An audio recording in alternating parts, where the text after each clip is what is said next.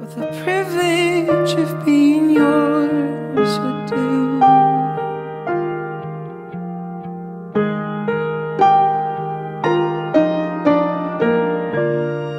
If I had only felt the warmth within your touch, if I had only seen how you smile when you blush, or how you curl your lip when you concentrate enough, well, I would have known what I was living for all along, what I've been living for.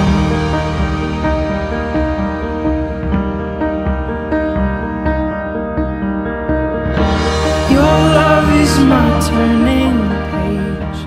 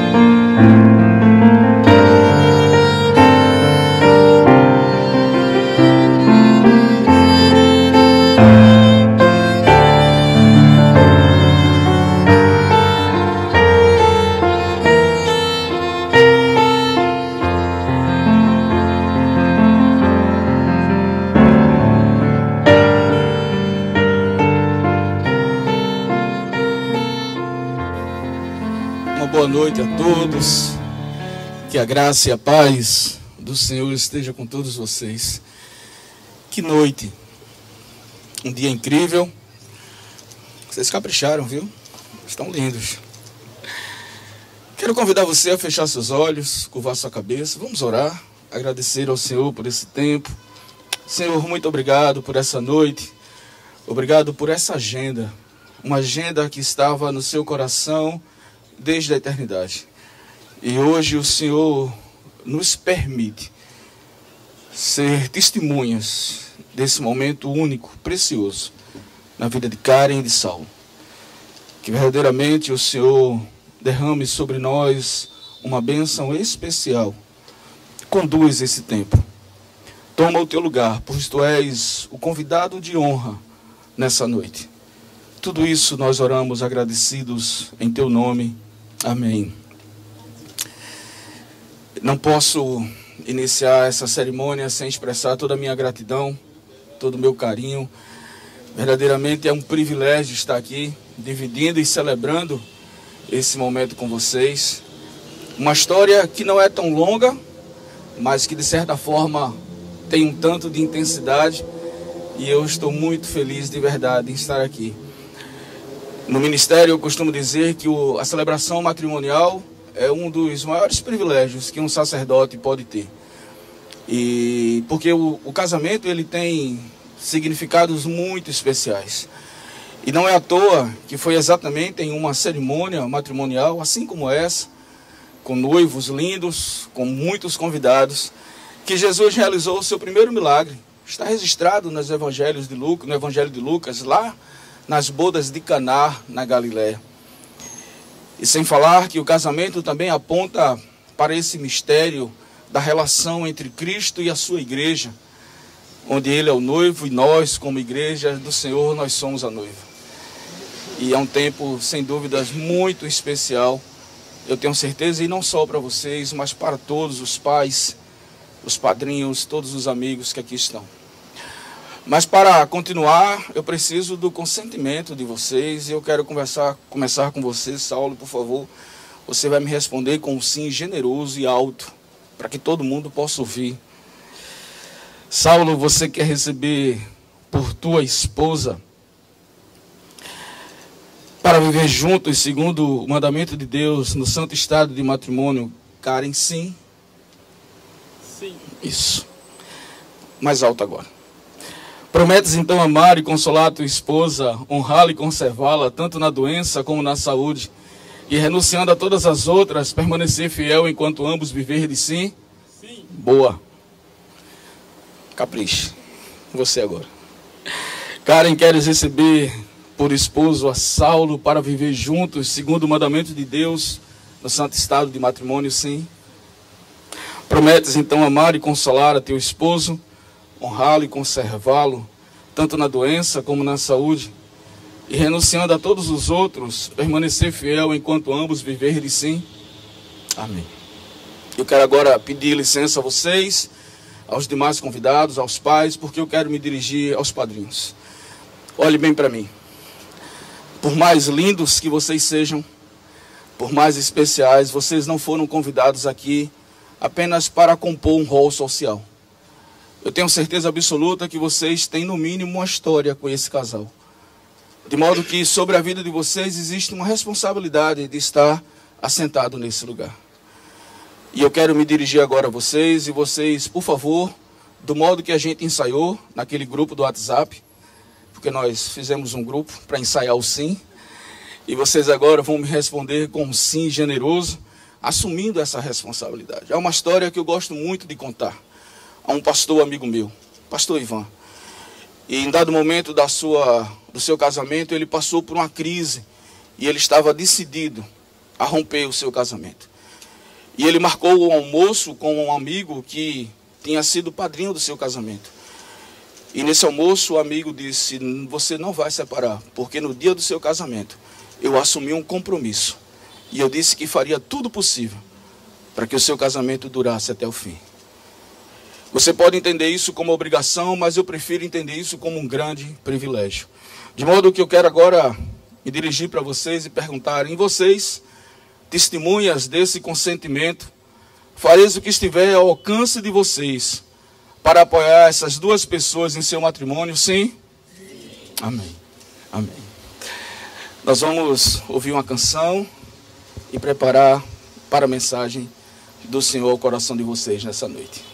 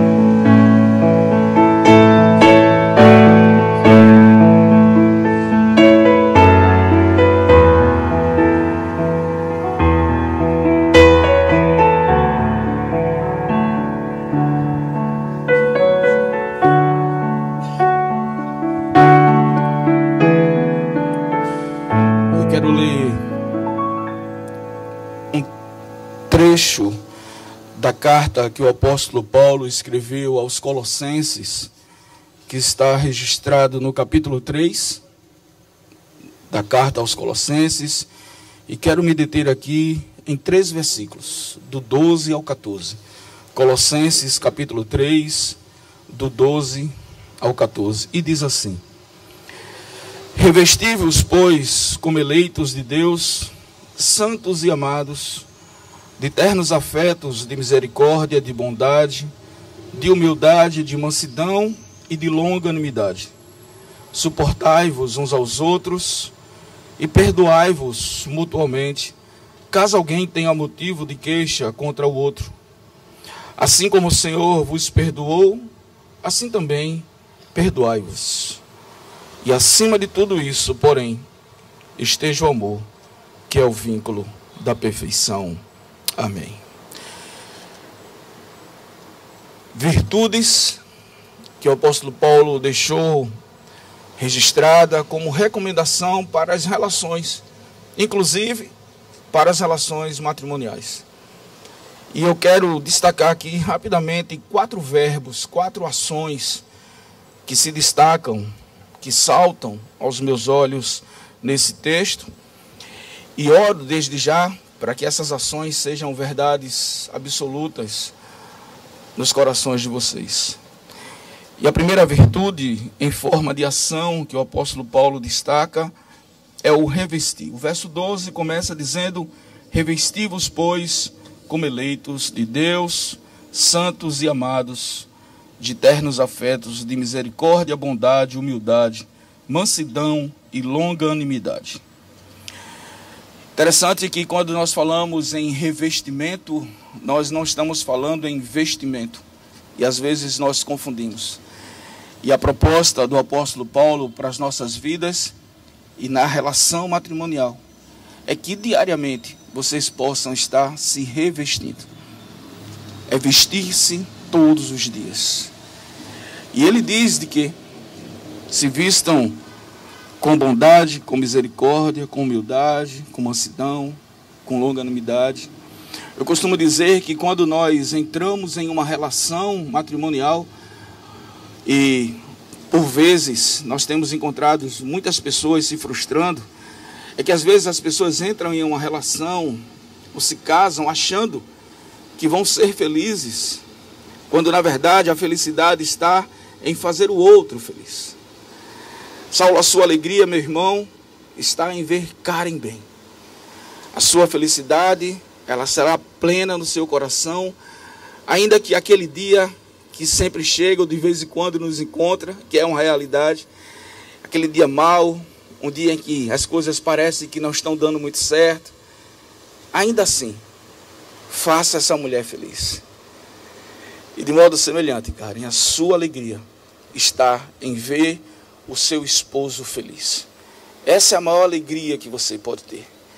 E a gente consegue isso quando nós abrimos mão de nós mesmos e passamos a colocar em prática bondade, humildade, mansidão, longanimidade, como a palavra já propõe, um ânimo longo, uma paciência extensa, e se faz necessário. Então revistam-se todos os dias, revistam-se sem cansar. E aí no verso 13, o texto diz que nós devemos suportar uns aos outros. Eu confesso que por muito tempo, quando eu me deparei com esse texto e quando eu li essa expressão do apóstolo Paulo, suportar uns aos outros, eu imaginava que era algo do tipo, lá vem fulano, eu tenho que suportar essa pessoa. Mas depois eu aprendi que, na verdade, o que a palavra está dizendo é, seja ombro um para o outro. Meu irmão, a partir de hoje, oficialmente, esses ombros não são mais seus, ainda que sejam. Você precisa entender que é esse lugar onde a sua esposa vai ter o apoio necessário para seguir na caminhada. E ela não vai precisar, sobre hipótese alguma, perguntar se você está em condições. E da mesma forma, você precisa entender que a partir de hoje, oficialmente, os ombros de Karen são o suporte que você precisa.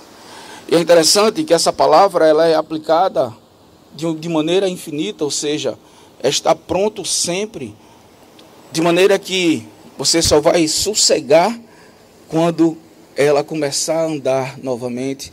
E da mesma forma, Karen, está sempre pronta para suportar Saulo nos momentos da adversidade. Suportem uns aos outros, sejam ombros uns para os outros.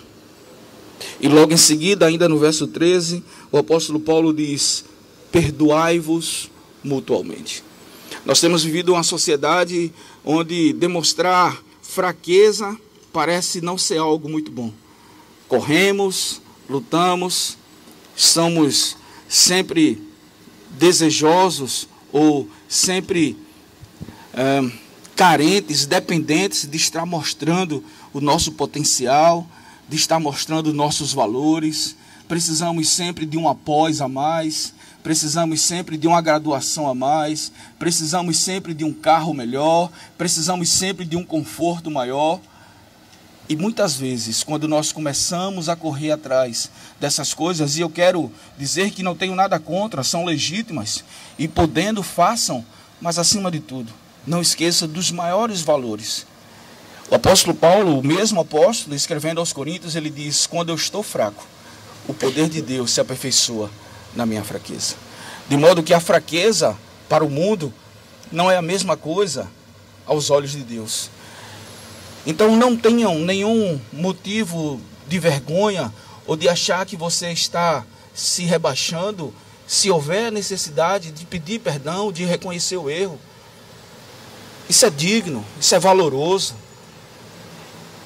E ele diz, perdoem mutuamente, caso alguém tenha motivo de queixa contra o outro. Então desenvolvam a humildade, a mansidão, como nós vimos lá em cima, ser revestido sempre.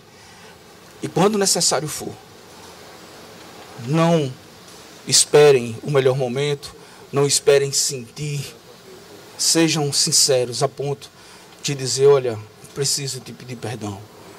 E o outro pronto para retribuir dizendo, eu te perdoo. E isso fortalece a relação. Isso mostra exatamente o tanto dos valores eternos que existem no coração de vocês. E por fim, porém não menos importante, no verso 14, o apóstolo Paulo diz assim, acima de tudo isso, ainda que exista revestimento, ainda que exista suporte, ainda que exista perdão, mas acima de tudo isso, amem-se.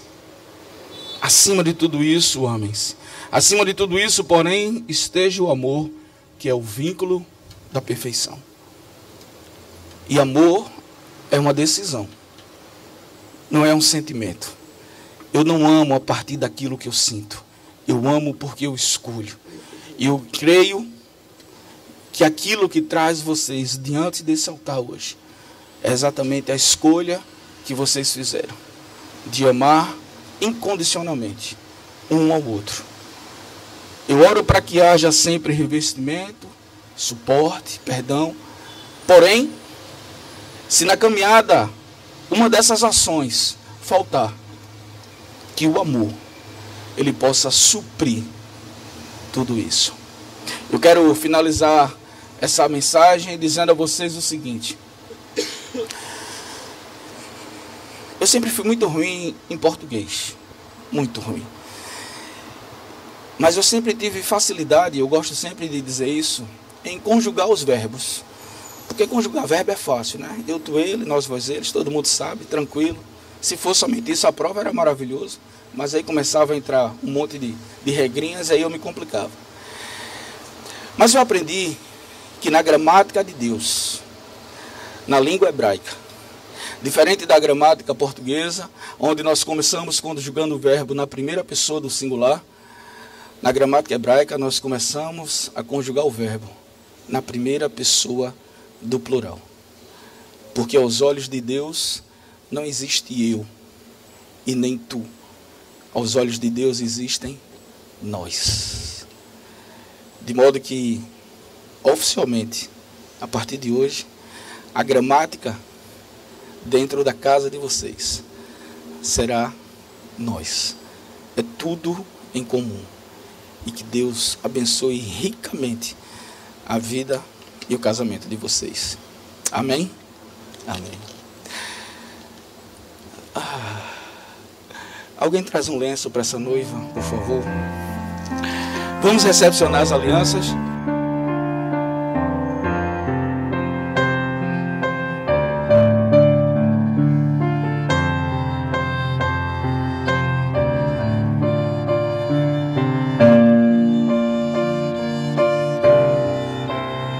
Existem duas características que eu acho bastante interessantes nas alianças de casamento. A primeira é que geralmente elas são confeccionadas com material nobre, como essas. E a segunda característica muito interessante e que me fala muito ao coração é que nós não conseguimos, a olhos nus, identificar o início e o fim. Porque a aliança ela propõe exatamente isso. E muito mais do que uma aliança firmada entre o homem e uma mulher. Essa aliança que hoje, diante do altar do Senhor, diante dos pais e dos convidados, ela é firmada a três.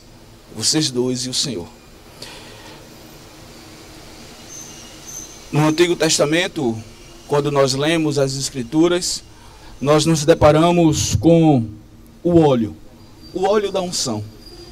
E quando nós vemos as passagens bíblicas, geralmente o óleo ou o azeite, ele vai aparecer no tratamento de ferimentos, ele aparece às vezes no preparo de comidas, mas no Novo Testamento, na Nova Aliança, Jesus ressignifica o óleo.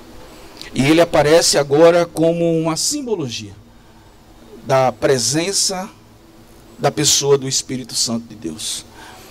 E o cristianismo ele é rico nas suas simbologias, mas simbologias por simbologias não valeriam de nada. Por isso que nós, ainda que simbolicamente, nós fazemos isso pela fé, crendo que de fato, ungindo essas alianças, nós estamos selando elas com a presença do Espírito Santo, e eu vou ungir e nós vamos trocar. Na verdade, vocês irão trocar essas alianças agora.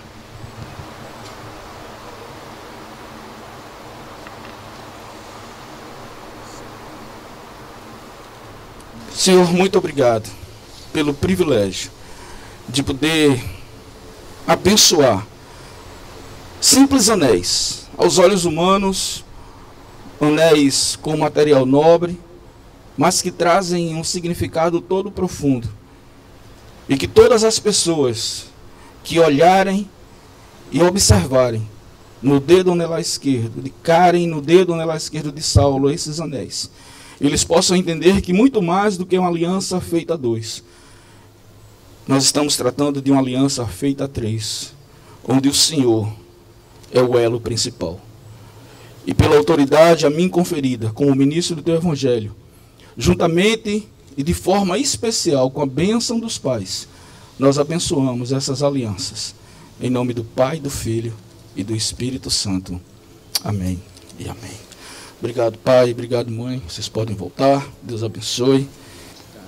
Karen, recebe essa aliança como símbolo do meu amor e fidelidade. Em nome do Pai, do Filho e do Espírito Santo. Amém.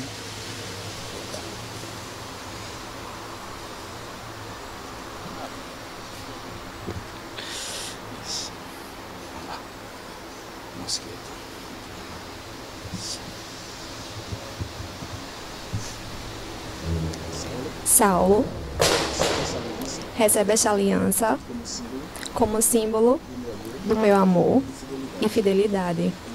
Em nome do Pai, do Filho e do Espírito Santo. Amém.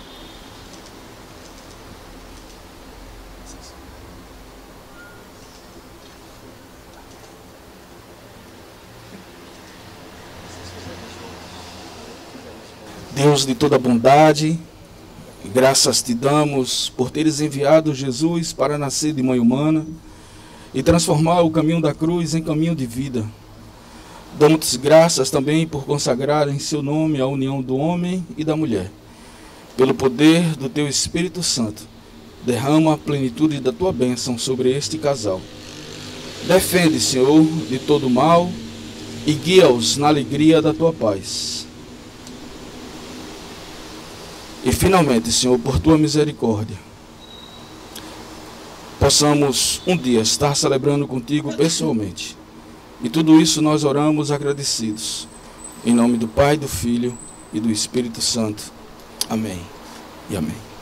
Saulo, meu irmão, quero dizer que você agora tem o seu primeiro grande desafio como um homem casado, que é romper a barreira da timidez, porque todas as câmeras agora estão voltadas para você. As profissionais, possivelmente amanhã o seu story estará bombando e você poderá conferir com muita calma a sua performance. Respire, isso, e com muita elegância beije a sua esposa. Por favor, faça isso.